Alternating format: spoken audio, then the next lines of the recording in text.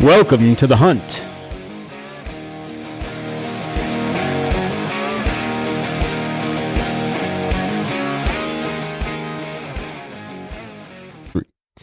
Good afternoon and welcome back to HuntCast podcast. It is Sunday, March the 17th. We're excited to be back with you. Today is going to be a fun-filled episode because we're going to talk about a whole bunch of stuff, but we'll start off with some of the upcoming things going on. So currently in the archery world is indoor nationals right now down in Louisville, Kentucky. We have a couple local shooters that are friends of ours that are down there. Next week is the Fort Mitchell, Alabama ASA shoot. And then more on outdoor realm, hunting and fishing. Coming up April 6th is the statewide Pennsylvania trout opener. Yep. And then turkey season will be coming right up beside that. So for those of you that are coming to our shoot, yes, we know it's during turkey season. We actually have a few manufacturers that have mentioned that they are going to come in a little bit early because there's some public land right by the mountain that they're going to go try to tag out on a turkey. Yeah. So yeah. It's probably, you can almost throw a football maybe from where that parking lot is to the parking lot at the Yes. resort. Yeah, it's right there. So, Yep. And once again, we spoke about it a couple weeks ago, but that shoot is 17th through the 19th. correct. Yes, May 17th through the 19th. So fun times. Hopefully it'll be a little bit cooler in the morning. And sorry, getting a little bit of feedback in my headphones here. But so last week we did a bow breakdown. We're going to do another bow breakdown today. Doug, give us the details on the bow. Yes, so this week we're going to be talking about the Bear Persist. New for this year, Yep, right? new flagship bow. Yep. So the specs on that are 31 inches ATA, axle to axle. It has a 6.5 inch brace height. The let off on it is 75 to 90, so that's adjustable. Draw weight only comes in two different draw weights. So the draw weights are going to be from 45 to 60 or 55 to 70, which is that's the bow that we have Correct. to play with today. We have a 55 to 70 bow here. Yes. Some of the features of it has the integrate rest, has a pick mount for your sight. This is kind of cool. It has a haul loop built into the upper, kind of like almost by the limb pocket. Yep. So you can kind of hook on there and pull it up into your stand. It has an integrated wrist sling, which is kind of cool. And it has a tunable roller guard as well. Yep. MSRP is kind of right in the middle of where everyone else is. You know, all the top manufacturers. MSRP is $1,249, kind of right there, within $50 or $100 of everybody else. Yep. And that's I know a lot of people. It's like it's a bear, and when you see the bow, it's a very good looking bow. But yeah, so a lot of people kind of look at it funny. It's like a bear for $1,250. The other one little spec that Doug didn't mention was the riser level. So that's becoming a really big thing in certain brands. They're putting riser levels in. So it's a little bit easier when you're setting up maybe a 3D scope or, something that like a spot hog or a red line where the scope can be separated from the sight bar itself to make sure that everything is level. So this way, when you put it into a vise, you can make sure that your bow is level before you start, screwing around with the scope housing. Yeah.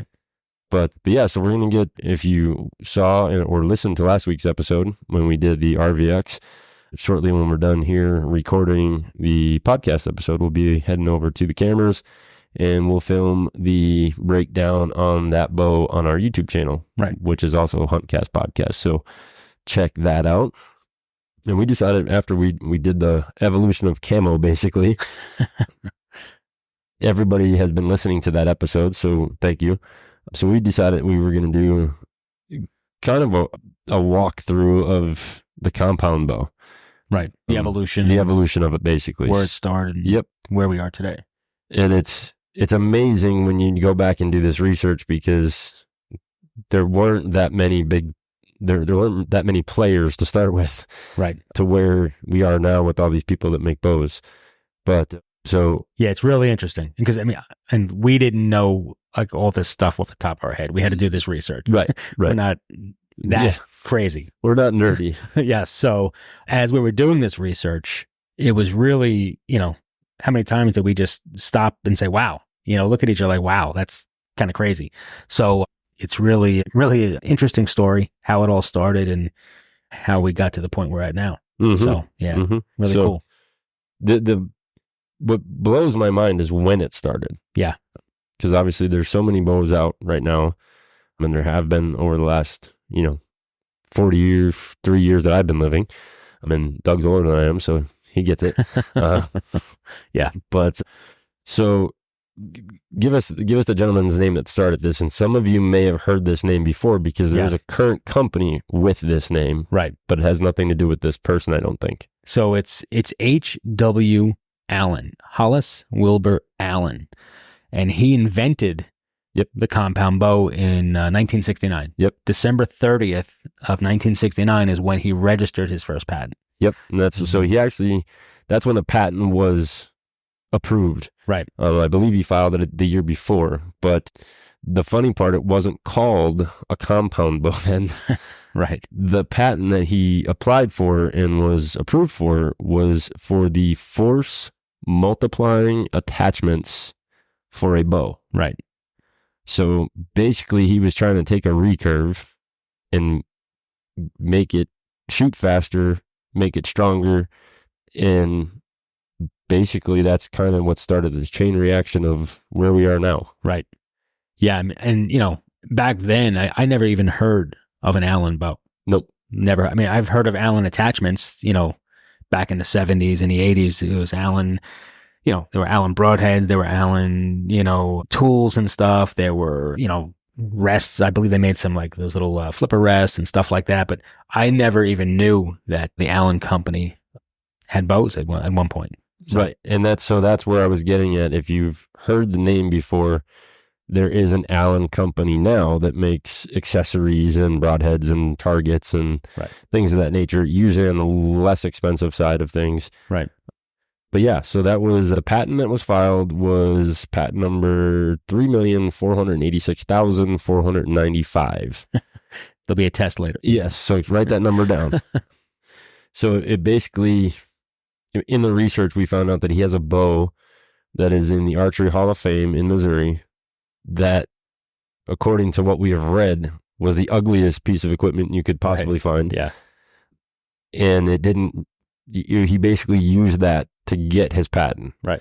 And then he produced another bow, which was called the... Well, that was the Speedster. The Speedster. That's the first one that actually went to market. That was the first one that you could actually purchase. Gotcha. And it was a little different, like the original prototype that the year before, that had a wood riser and wood limbs. It had wood cams, which is... That's just crazy, but it had wood cams.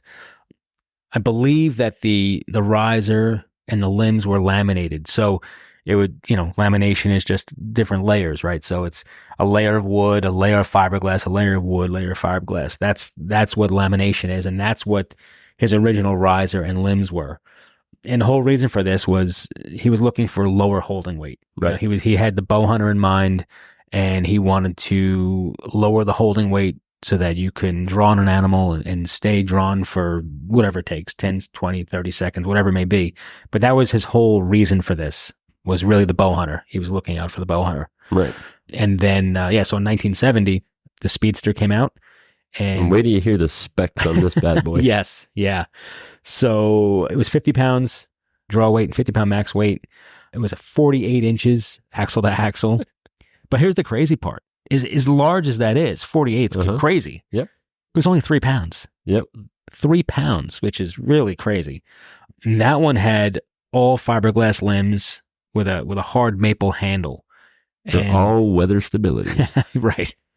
Yeah. And the let off, get ready. Let off was 15%. Yeah. So, but when you're only holding, it's only 50 pounds. So right. 15% isn't horrible, but it's not horrible, but it's not much of a let off. No, not at all. All that work for 15%, but that was just the groundwork, and it kind of blew up from there. So jump ahead a couple years after 1970, and 1972 rolls around, and some other folks in the archery industry are looking at this and going, "Hey, we can do something with this." So by 1972. There were 3 main sellers of a compound bow, as it was known in 1972, and that was Carroll Archery, Olympus, and Allen. Right. Now, everybody has heard this name at some point. If you're a serious archer, gentleman that is well known for recurve bows and then basically helped speed up the process on a compound bow. No pun intended. Right, exactly. Is Jennings. So Jennings in 1972 realizes that the compound is going to be the name of the game, shuts down production on his recurves, and starts building compounds. That was the Model T. The Model T was his first bow. Yeah. And by 1970, what was it? 1975. He was selling 60,000 compound bows a year. Which is crazy. Unheard of. Crazy. Like crazy. Yeah, crazy. So that's, so you had 3 companies, and then obviously Alan realizes the only way he's really going to make money, because his bow isn't going as fast or going in the direction he wanted it to, that he needs to license out this patent to people. Yeah. So that's what he does, and Jennings gets a hold of it. Yep. Kills it. Yes. And, there's a bunch of other guys too in 1975. So Right. Alan licensed PSE, Bear, Martin, Browning, Pearson, and Hoyt. Yep. So 1975 is when all those guys kind of jumped into the game. Right. Because again, they were all making Olympic recurves or standard recurves. Right. Because there was no such thing as a compound bow. Right.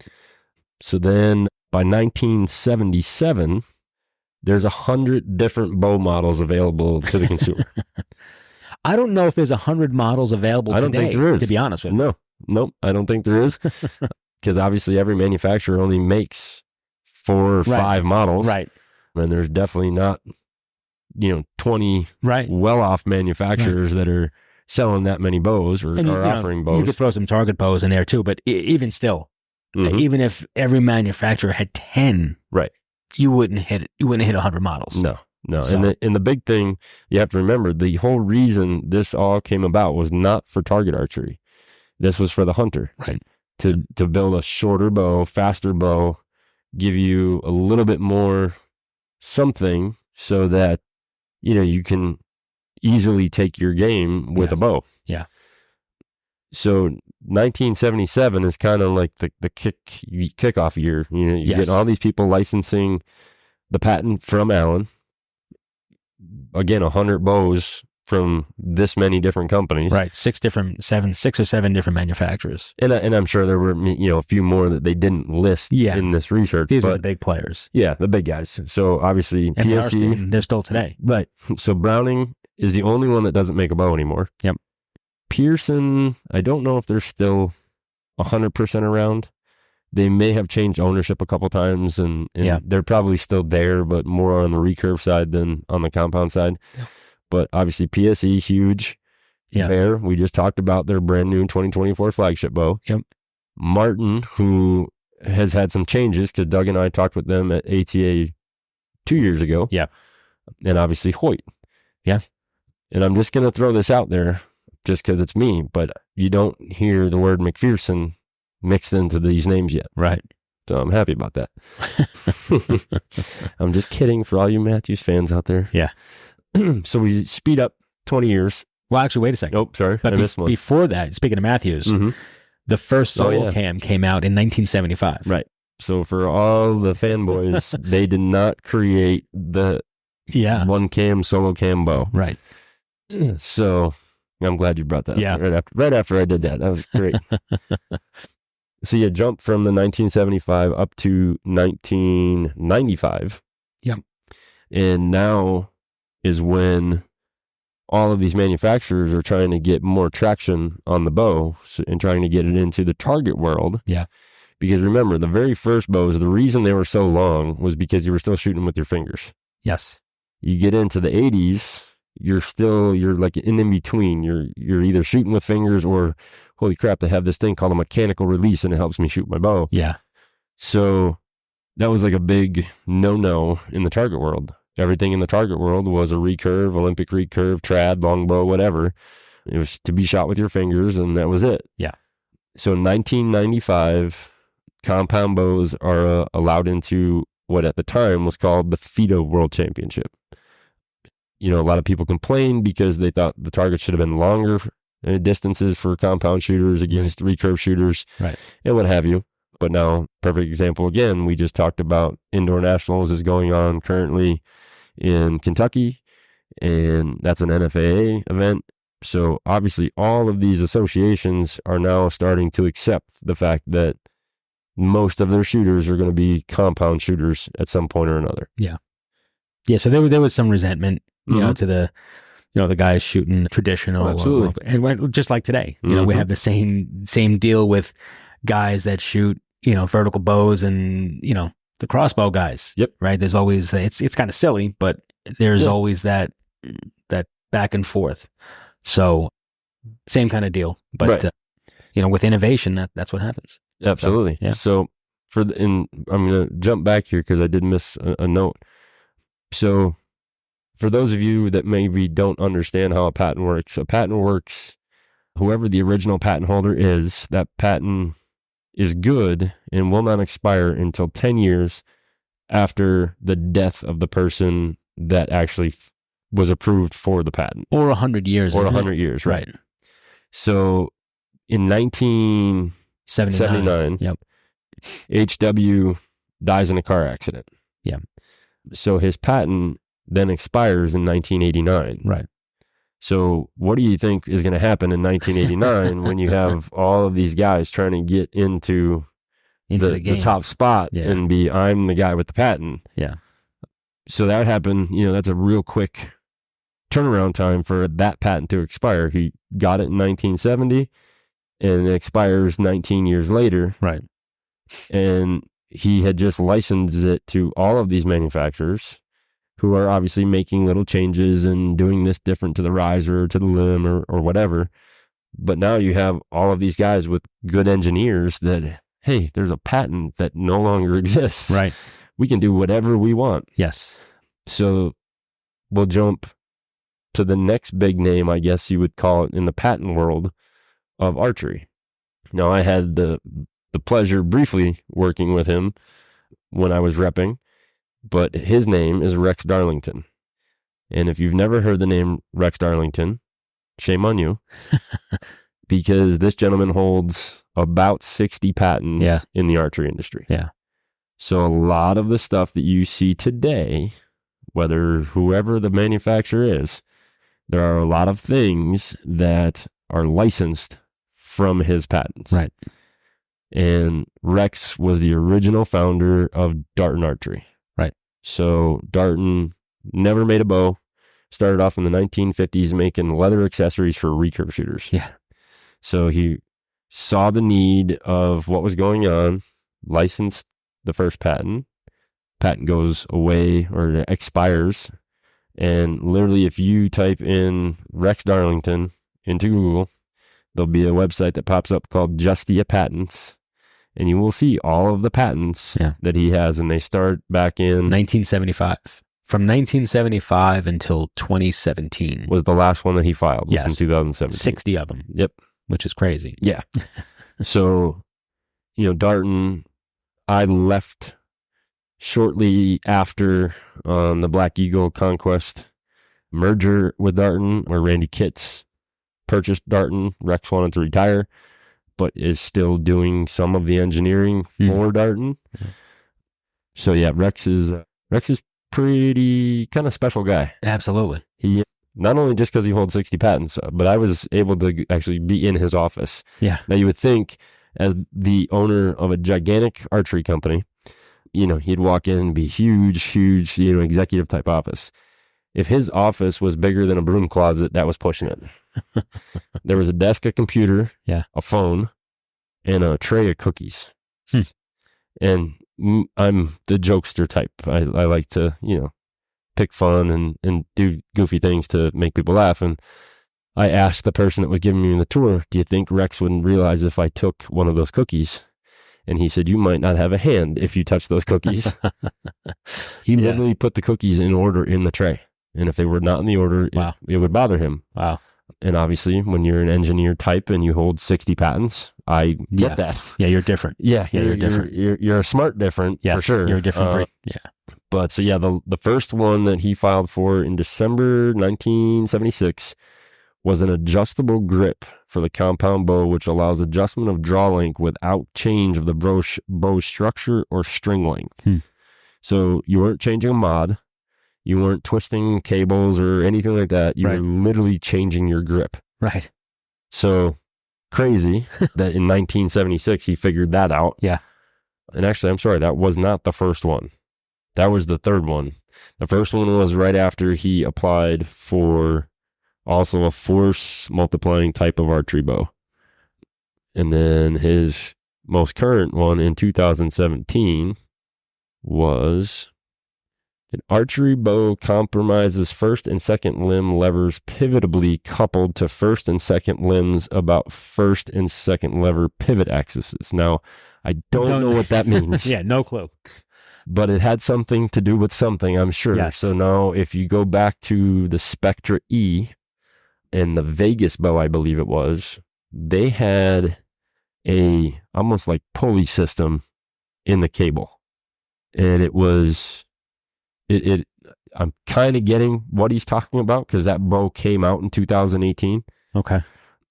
So there was two wheels in the cam that were like pulleys, and it pulled on the limb in the middle rather than just on the tip. And it does say one or both of the cables is coupled to its respective limb lever in a central plane, perpendicular to and centered across the respective pivot axis, and or is coupled to the intermediate section of the other limb. So that's what I'm guessing that is that pulley system that he designed for the Spectra E. There was an E3D, an E Target, and then there was a Vegas E series that were both Target and 3D. So that is my guess as to what that patent was for. And that must be different than like the old Oneidas. Remember the Oneida with the pivoting lever action bows? Yeah. Yes. So because those were back in early 90s. Yeah, and now they're back. Yes. So they're still being made. Yep. There are a lot of collectors of those bows. Yeah. But yeah, so this is kind of how, where we got to today. Now you look at today and we'll go back a little bit of history because there's some names that people probably have never heard of. So we'll start in the beginning. So there was Carroll Compounds, Cupid Archery out of Canada, the Faro Compound, Buckle Bows, Spartan Archery. There's a picture of one here. Doug, tell me what that looks like. Man. What year is that? That's 1973. Looks like it's aluminum. It looks like an erector set, basically. I was hoping he was going to pick up on that because it literally does. It looks like somebody used an erector set to build a bow. Yes.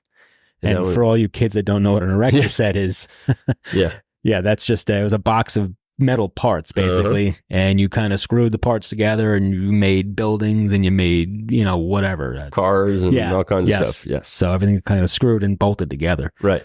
But that's exactly what that looks like. So that was Jim Sweeney Custom Bows, and that bow was built from 1970 to 1975. I don't know who would have bought it. So I can see, I see a bottom limb, and it is definitely a laminate wood. Yes. It has almost like a vertical grip. Yeah. Almost like on an AR. Right. Forearm grip on an AR sticking out of the bottom of the upper part of the riser. Yeah. So yeah, definitely a really weird looking bow. But you know what? That could have been the draw to it. Exactly. You're saying, why would somebody buy that? Because that's never been seen before. Right. In 1973. It's like, what the hell is that? I gotta have this. The aliens came and delivered that one. Yeah. So then you had Herders, Bonnie Bowman Archery, Spartan Center one cams. So there's a perfect example. One cam in 1977. Yeah. Sorry, Matthews doesn't belong to you. Then the Martin Warthog in 1976. You had Wing Archery in 1976, York Archery in 76. So there's a lot of companies. Yeah. And now I get why there was 100 bows available in those years. There were 30 companies. Right. There's the PSE Presidential Citation in 1977.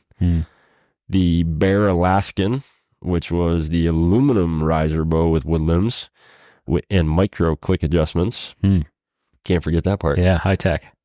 And then you jump basically to 1980s, and now you have Browning. That's when Browning was real big in the bow side, was in the 80s. Yes, and that's when I had my first bow in 1982. 1992 was a Browning. Nice. And it was a big maple chunk of riser. Wheels on it. Yeah. I could barely get my 12-year-old hands around it, and had 2 little tiny wheels, like little 1.5 inch wheels on it. And they were plastic, right? Yes. Yeah. Yeah, they were plastic. That was the big thing. They really didn't get into aluminum until like late 80s, early 90s. Yeah. They were always like a hardened plastic. Yep. And then you had... that bow right there, that we're looking at, that Stemler. Yep. That bow is hanging on the wall in my camp. Get out of here. Yes, that was my dad's first compound bow, and it's still hanging on the wall. Nice. Yeah. So there's a picture. It's called Stemler Archery. Yep. It was the Centaur, and it had a 40-inch ATA. Yeah. And it literally looks like somebody took a maple 2x4 and just buzzed some curves into it. Kind of carved it out a little bit. Yes. Yeah. Then in 84, you got the Super Brown Bear and the Brown Bear from Bear. Martin had the Jaguar, the Cougar Magnum, the Cougar 2, the Cougar Magnum with cams, and the Bobcat with cams. So there you went from wheels to cams, and that's in 83. Yep. Then you have the Bear Whitetail Hunter 2, which everybody knows what that bow looks like. I had one in the late 80s. That's what I had. Yep. Hoyt had the Rambo in 1985. Geez, wonder why they call it the Rambo. Good marketing. Right? Yeah. Let's see. Then you had the Cougar Pro Series from Martin. You get into the Delta V and the Firecat. Yep. Then let's see. This one might have went backwards. Here we go. Now we're starting to see some fancy stuff. Yes. In the late 80s. You're starting to get into a little bit of aluminum. Yep. Martin was probably one of the first ones to do it. And the in particular bow they're showing here is the Martin Anza. Yep. And it's got like the gold cams, the gold limb pocket, the gold overdraw. I was gonna say it looks like an overdraw on that as well. So, and that was a screamer. The Martins, they were always screamers. Yep. Yeah. And that was a special edition gold plated model. And then from there you go from 90 to 99. Now this is where you start seeing the jump. Yep. Everybody's getting in, serious in the game. There's a lot of bows out there. There's a lot of bows being sold, and now we're getting into the years where it became okay for you to compete with a compound. Right.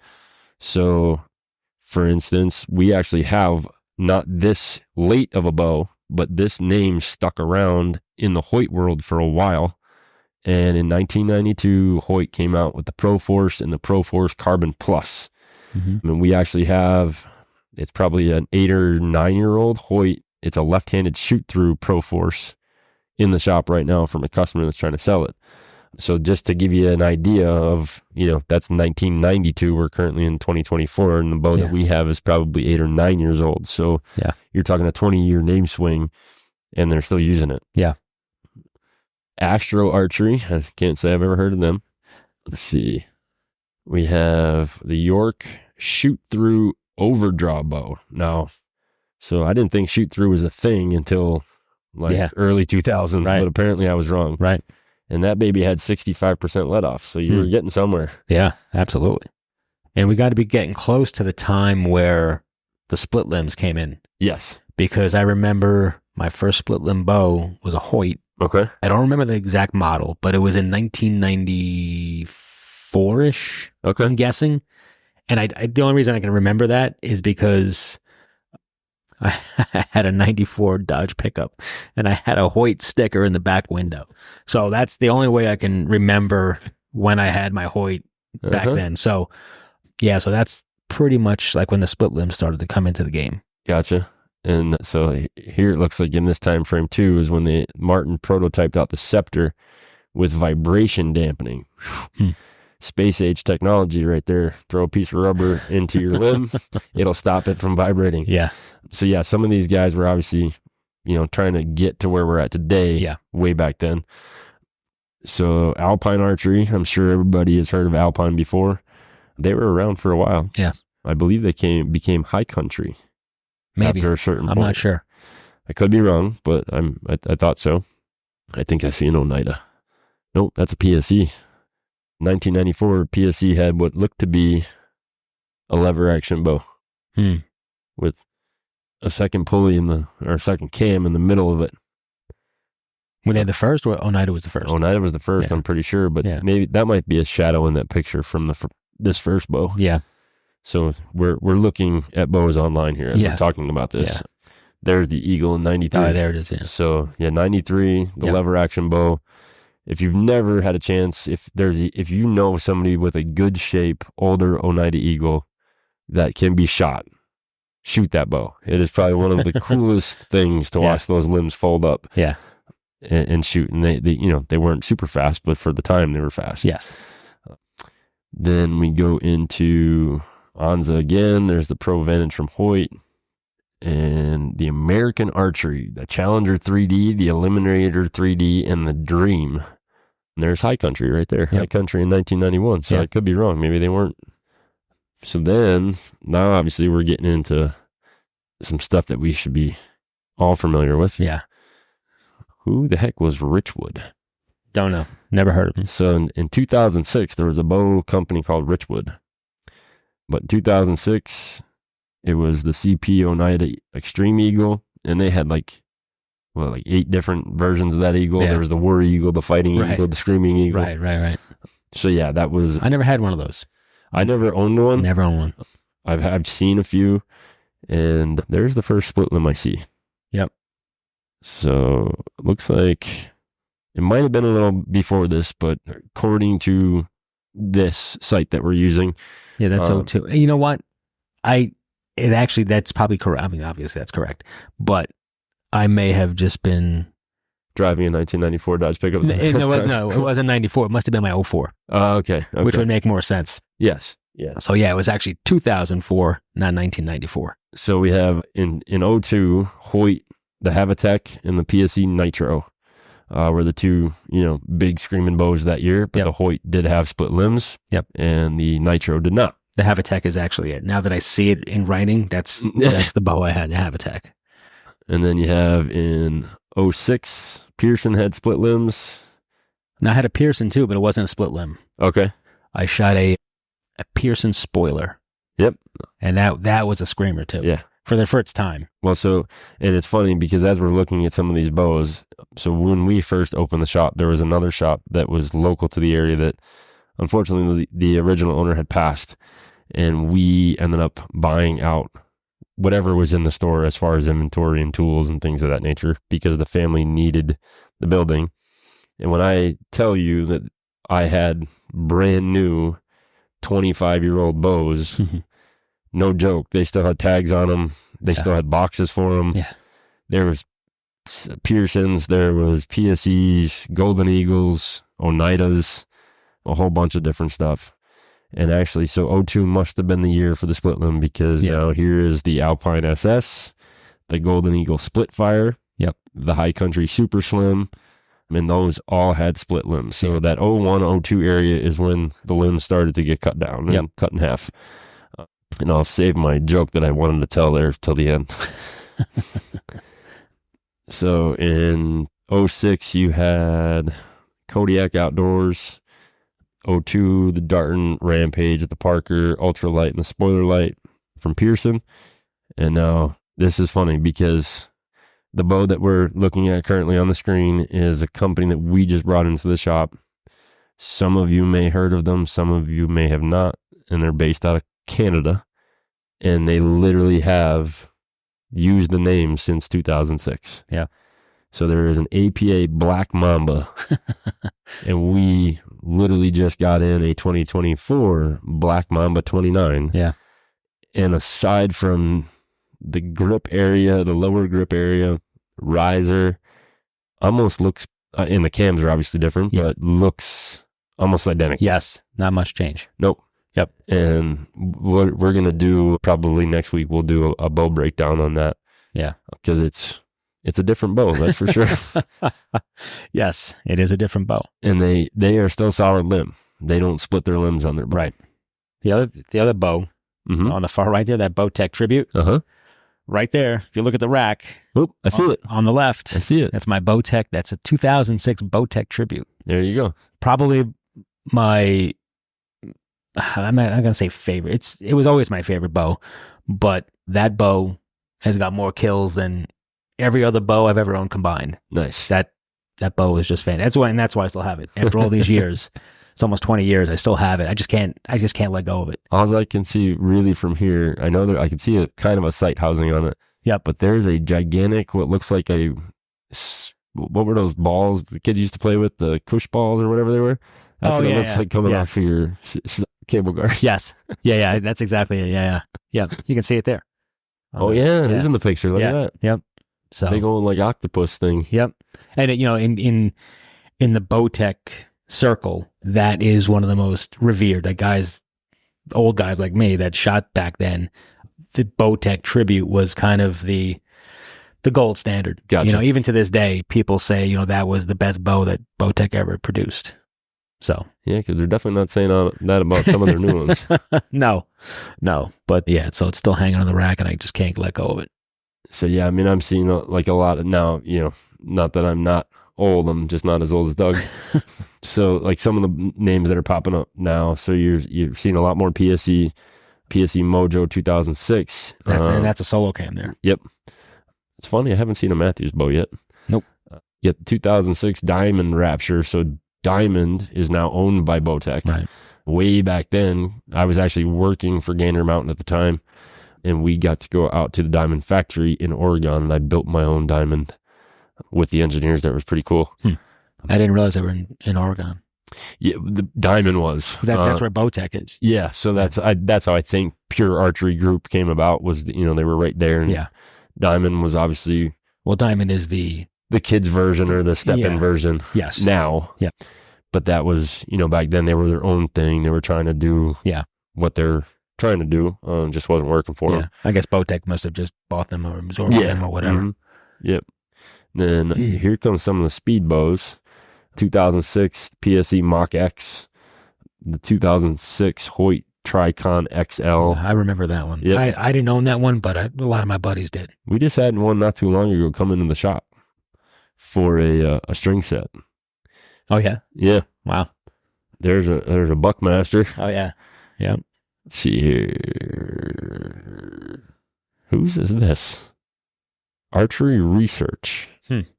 Don't know. Don't know who that is. No. There's a Fred Bear. Fred Bear Code. And that's also solo cam. Yep. So yeah, a lot of these bows, I mean, obviously there's bows here with cams in this year, two cams, but the solo cam, I've probably counted 9 or 10 of them now. Yeah. In 2006. There's an Alpine too. Alpine's come and gone. Yeah. Yeah. Yep. That's the Tundra Avalanche. Yeah. And I haven't seen one yet, but even before this time, back in I believe it was in the 90s, there was a company called Oregon. Uh-huh. I did see one on there. You did see one there? They were, at the time, they were supposed to be, super high-end bows, and they kind of just fell off. I don't know. They weren't around very long. I think a lot of those companies, they just were trying to jump on the bandwagon. Yeah. They might have been like an outdoor company already. Yeah. And when they saw this taking off and the patent was kind of open. Yeah. Oh, hey, we have an engineering department. We can do this. Right. So they did. But here's one everybody should know, the Browning Barracuda. Yep. That was a well-known bow back in the mid-2000s, early 2000s. There's a Darton Spectre. Yep. Let's see. Let's get a couple years ahead here, see where we get to. Lots of 2006 bows, man. Jeez. Yeah. Everybody came out with a bow in 2006. Yeah. 2006, though. And Hoyt is still using that riser. Yep. With that handle in the back that drives me insane. Yep. Yeah, they're still using it. 2006. Holy God. Yeah, tons. Guess they stopped making pictures after 2006 on this website. But you see, I mean, you get the idea of it, from where it changed. Now, if you look at today, you've got all these dampening devices. You've got, bows, for instance, the Athens or the Bowtech. Athens this year, because it's the newest, has the AccuTune Cam. Bowtech started it a few years ago. Obviously, there was a lot of talk that, the patents were copied, and if you are a smart person in any shape of the word and look at the difference in the way that each cam moves, they are nowhere near close to each other. No. So, I know there's been, a lot of speculation and yada, yada, yada. I'm not going to get into all of it, but. And Jim is a pretty smart guy. Yeah. He's not going to do something that stupid. No. So he crossed his T's and dotted his I's before he jumped into that, I'm sure. Yeah, exactly. Exactly. Because obviously, for what they did, they had to go get a patent. Yeah. Just like Bowtech had to go get a patent. Right. So it is patent pending. They filed for it. But like I said, if you look at the bow and put two of them next to each other and go move the cam on either one of them, the Bowtech is on more of like a corkscrew axle. Yeah. Where you're spinning the entire axle to move the cam. Right. The AccuTune from Athens, it's almost like a bar that comes out and pushes right the cam over on a smooth axle. On a smooth axle, yeah. Right. So, not even close. Yeah. Now, word is that Obsession bows also came out with a tunable cam. I have not seen this in person. I have heard it is a little closer to the Bowtech set up, but I'm not real sure. But I do know who built the bows, and I don't think he would have done that either. Yeah. So you heard me. No, we didn't mention it. Did you write the number down for the shoot on the Salt Flats shoot? No. Kevin Struthers one? No, it was a stupid number. Yeah, it was a ridiculous number. So Kevin Struthers, if some of you never heard, 1,200 something meters. Yeah. Shoots an arrow at that distance. But if you don't know who Kevin Struthers is, Kevin Struthers has been in the industry a long time. He had his own bows for a while, and then he started basically contracting with other manufacturers and was building bows. And up until recently, over the last, I'd say anywhere from 3 to 5 years, I think it was, he was building bows for Expedition or designing bows. And this year, he had left the contract with Expedition and started designing for Obsession. And I thought it was pretty neat because I actually worked with Obsession as well not too long ago. And, he builds an awesome bow. I've never shot one of his bows that I didn't like, but Doug's got numbers for me.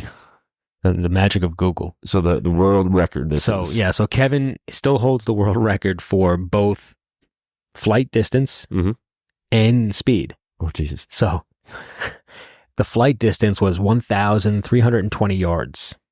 So he beat his previous one. He just did that a couple years ago because I remember him posting about it. The other one was in meters. Yeah. So this is in yards. Okay. 1,320 yards. Can you imagine flinging an arrow that far? Yeah. Wait till you hear the speed. Oh, God. 588 feet per second. I don't know if I want to shoot that bow. No, that's super aggressive. I'm pretty sure. Yeah, I wouldn't want to shoot that bow. But yeah, crazy. Just crazy numbers. That's unbelievable. Yeah. But I mean, you can't, I have a hard time, for instance, our shoot, we have a couple targets over 100 yards. You lose sight of the arrow at some point. Yes. How do you even know where the arrow is at that distance? Yeah. There's got to be judges like all the way down this lane because they shoot in the Bonneville Salt Flats. Right. And I've never seen how they do it. I've never seen like video of it, but I know what the Salt Flats are. Because so they test the cars too, right? Yes. So yeah, so it's a pretty big, wide open piece of desert. Yes. So I don't know how they have judges, staggered all the way down or what the deal is. But I mean, God forbid you get a gust of wind and that arrow comes and your judge has no idea where it's at when it's incoming. So, but there must be something with that environment, and speed, right? Because that's where they do all the speed tests, land airspeed limits, and all that's that where stuff. they're done. So there's something. It's probably that a real environment. Thin type of air because it's a desert, but it's also higher elevation desert. So yeah, I would super dry. That, no humidity. So there's something to that, obviously, with speed. Yeah. But yeah, so there's we wanted to do this because obviously the bow we're talking about. Everybody knows who Bear Archery is. Bear obviously was huge in the recurve world because of Fred Bear, and then it became Bear Jennings. Yeah. Right. Yep. So obviously Jennings and Baird got together and started doing some thinking and figuring out how to, just kind of take over the game. But at the same time, all these other companies came out. Yeah. So, and really, when you think about it, all of these other companies benefited from, the tragedy of the car accident. Right. Because if it wasn't for that car accident in 1979, that patent would still be going and none of these guys could do this. Nope. So it's funny how it all played out. Yeah. a Because tragedy turned into what we have today. Yep. And it's the weird part about, patents, the way they work, because obviously it's that person he's the important guy Yeah. until something happens. Right. In this case, this was 9 years after he got the patent. So that, very super unfortunate, but at the same time. He never got to see Right. how it all evolved. He Yeah, created exactly. this monster, Mhm. never got to, reap the benefits. Has no idea what an 8-limb bow looks like. I told you I'd throw it in there somewhere. Yeah. So, you go from, wood limbs with a little bit of fiberglass to more fiberglass. Now you have carbon. Yep. And then, it was all solid in the start. Then they realized, okay, hey, let's split them, make it lighter, make it faster. Yeah. Then you went to... Well, they split them into twos. So it's 4 limbs. Now, Right. there's some companies that are shooting 8 limbs. 8 limbs. So, Yep. yeah. We all know who that is. With a piece of rubber in between. Yeah. But no, so that's, you went from almost a vertical limb to beyond parallel. Yeah, beyond parallel, yeah. Now, if you look at some of the PSEs, especially their target bows, They're going back. they're going back to vertical. Yeah. And it's all about the way they do it. So PSE, if you're a PSE owner or a shop owner that sells PSEs, if you look at the owner's manual, when you get them out of the box, there's a big green sticker on it. And it says you must take out the limb bolt 4 turns before putting in a press. And that's because PSE learned how to preload them. So they're preloaded. So if you press them when the bolt is all the way in, you're going to snap that limb right in half. So that's where, you look at a Dominator, the Unite that I shot last year, stupid crazy speeds out of them. And can you get there? Sure. Obviously Kevin has figured out how to do that. Yes. Yeah. But the reason they started preloading was so that they can have that little bit extra speed. Yeah. And some of those are super aggressive. I know last year we had a Darton Vegas shoot-through bow. Did you shoot that bow last year? I did not. Literally almost fell out of my hand the first time I shot it because I didn't put any weight on it. I just threw a rest and I wanted to see how it felt. Yeah. And you and I shoot very similar, high-wristed. Yep. And you're not really holding the bow. So it's, when you shoot and you almost crap yourself because the bow's falling out of your hand, that's a little scary. Yeah. And it's because of, the aggressiveness, the speed, and that's what happens. The bow has to do something in order to get rid of some of that energy, and it tried to jump out of my hand. But yeah, so it's from start to finish to where we are today. You got basically Bear, yep, PSE, Hoyt, Matthews, Bowtech, Athens, Prime, yep, APA, Elite. Yeah. Are kind of the 9 big ones. Yeah. Now, some people would just break it down in the top 4. And obviously, my top 4, your top 4 are completely different than somebody else's top 4. Right. But those are the big players. Yeah. Those are the ones that are doing engineering and figuring things out. Some better than others, but yeah. So you go from 15% let off to 90. To 90. Yeah. From 48-inch axle to axle to 29 is pretty much the shortest I think you can get now. Bowtech. Bowtech has that CP28. That's right. The 28. And then tiny. Look at the gear head. Well, that's really tiny. What is that? Like 22, 23? Yeah, about 24 like maybe. Yeah. And they're a cool little bow, but I have a hard time with the grip where it is. Yeah. I don't know. Yeah. They're a cool bow. We see a couple of them in the shop. There's a couple of our customers that shoot them. Yep. Cool little bows, but I think we shot those at ATA 2 years ago, didn't we? We did. Yeah. Yep. And that's a lot of saddle hunters are using them because they're so small. They just stick them in their backpack. Yeah. But yeah, so the Bowtech 28, APA has a 29, Matthews has a 29. Yeah. Elite, I think, has a 29. Most everybody else is 30, 31, and 32, 33. Well, Matthews has the 27, right? Didn't they have a V3 27? Something like that? 27 and a half. Yeah. That's real tiny. Yeah. But you and I have shot that APA already, and when I drew it back, I swore I had like a Barbie toy in my hand. It was so small. So, being tall, it's especially hard when you have a bow that tiny in front of you. Yeah, that string angle is really, really steep. Yeah. So it's funny because a couple of other guys have shot it, and it's a hard start bow. Yeah. Number one, any bow at that axle to axle is going to be a hard start. Yeah. Unless you have like a stupid brace height and you're not getting any speed out of it. But Yeah. the guys, the companies that make those short bows are looking for speed. Yes. So it's super aggressive, super hard start. Yeah. Now, I don't want to say it drops into a valley or anything. Like, it's not like a hump. But to get there, you got to break that cam over. And if you don't break that cam over, it will try to rip your shoulder off for sure. No doubt. But once you get there, once you're there, it's nice. Yeah. Sit there all day with it. Yeah. Getting to that point. Yeah. So, but listen, that's some guys love that. Oh, yeah. You know, Yep. My 53-year-old shoulders don't, my 44 shoulders don't like it either. So, yeah, it's not for everybody, but some guys love it. So, yeah. Well, guys, we're going to wrap up this episode. We thank you for tuning in. This episode was brought to you by Rugged Road Coolers, one of our new sponsors. And we will be here next weekend, same time, same bats channel. Yeah. Whatever they say. Yeah. Right here from Summitwood Studios. But if you want to see the full video, full breakdown on the Bear Persist, head over to our YouTube channel. That'll be up later this afternoon. Yep. Until then, we will catch you next week. Yes. Happy St. Patty's Day.